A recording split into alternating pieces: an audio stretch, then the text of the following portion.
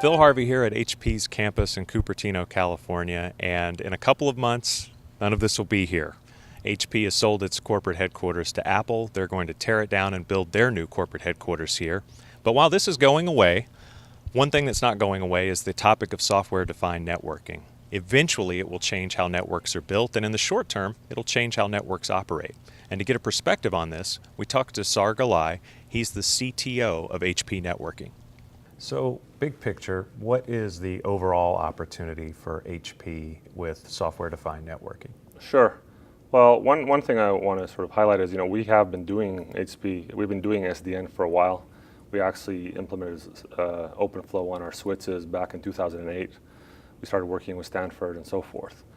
And we saw from the beginning that there's some interesting dynamics in this and what it could do. And we believe that there's great opportunity with SDN. Our overall view is that we're about simplifying networking, and SDN fits right in there. Because to us, SDN is you're building some control plane, which is really an abstraction layer that enables you to get more of your business value out of your network. And so it plays right into our story. And so we believe there's a great opportunity for us there. Now, I think it's important to understand it's an evolution, not a revolution. It's not going to change the world tomorrow, but it's going to start rolling. And I think 5 years from now, when we look back at it, we'll say, well, that was a big change. So how do you see the standards shaping up for SDN?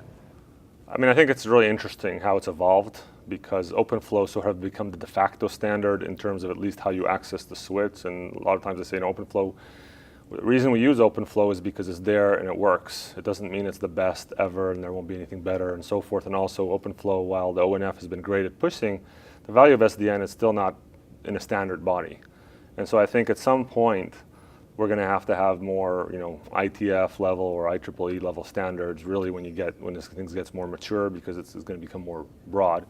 The other part that I think is still evolving is that really the value in SDN is about the abstraction layer that allows you then to interface with applications. And there's a lot of debate still, there might be different layers of abstraction. Some people may want to have very low-level access, but a lot of the value is actually having higher-level access where you don't need to be a rocket scientist in order to program something.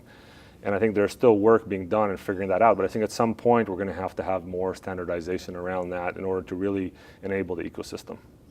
Saar, thanks very much for talking with LRTV. Thank you.